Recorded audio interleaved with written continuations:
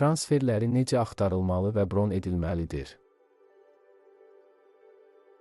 Bu videoda sizə nəqliyyatı necə axtarmaq, axtarış nəticələrini necə idarə etmək və transfer bronunun əsas detalları haqqında məlumat verəcəyik.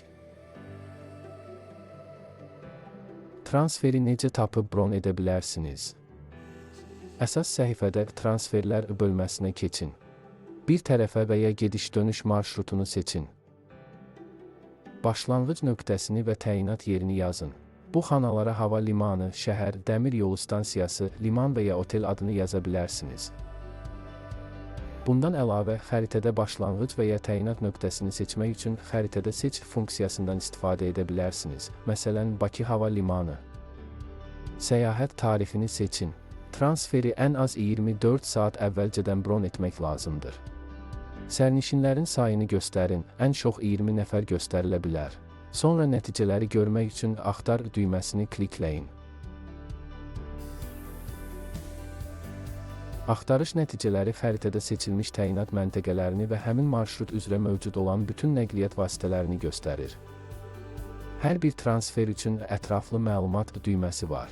Bu düyməyə klikləyərək sürücünü necə tapacağınız, əgər tapa bilməsəniz nə etməli olduğunuz, sürücünün hansı dildə danışdığı və əlavə xidmətlərin qiymətləri haqqında məlumat ala bilərsiniz. İstədiyiniz nəqliyyat vasitəsini seçin və sonra İndi rezerv edin düyməsinə klikləyin.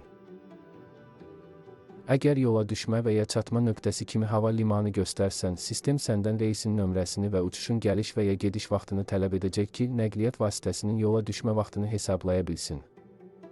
Əlavə xidmətlər də seçə bilərsiniz, bunlar avtomatik olaraq transferin qiymətinə əlavə olunacaq. 12 yaşdan kiçik uşaqlar üçün uşaq oturacağı və ya oturacaq artırıcısı sifariş etmək tövsiyə olunur, çünki sürücü bu avadanlıqlar olmadıqda sərnişinləri daşımaqdan imtina edə bilər. Əgər hava limanına transfer sifariş edilirsə, uçuşun gediş vaxtını daxil etmək lazımdır. Sistem avtomatik olaraq transferi elə tənzimləyəcək ki, uçuşdan 4 saat əvvəl başlasın.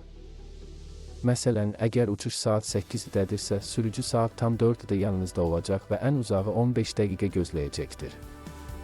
Sərnişinlərin məlumatlarını doldurun. Ödəniş üsulunu seçin, agent vasitəsilə və ya birbaşa müştəri tərəfindən. Əgər kupon kodunuz varsa və rezervasiya şərtlərinə uyğundursa, onu yazıb doldura bilərsiniz. Zərurət olduqda agent komissiyasını azaltmaq və ya artırmaq mümkündür. Turistin əlaqə məlumatları bölməsinə WhatsApp kimi mesajlaşma tətbiqləri vasitəsilə əlçatan olan turistin mobil nömrəsini yazmağı tövsiyə edirik, çünki sürücü sərnişinlərlə məhz bu nömrə vasitəsilə əlaqə saxlayır. Bütün məlumatları daxil etdikdən sonra növbəti məlumatların yoxlanılması düyməsinə klikləyin. Lütfən daxil etdiyiniz məlumatları yoxlayın və ehtiyac olduqda məlumatları dəyişdir düyməsini klikləyərək düzəliş edin. Rezervasiya şərtlərini diqqətlə oxuyun, onları qəbul etdiyinizi təsdiqləmək üçün qutunu işarələyin və sonra rezervasiya et düyməsinə klikləyin. Rezervasiyanın təsdiqi göstərilən e-poçt ünvanına göndəriləcək.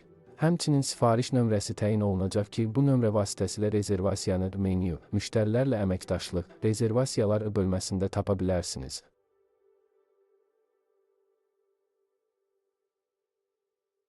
Rezervasiyanın tam ödənişindən sonra vauçeri yükləmək imkanı olacaq.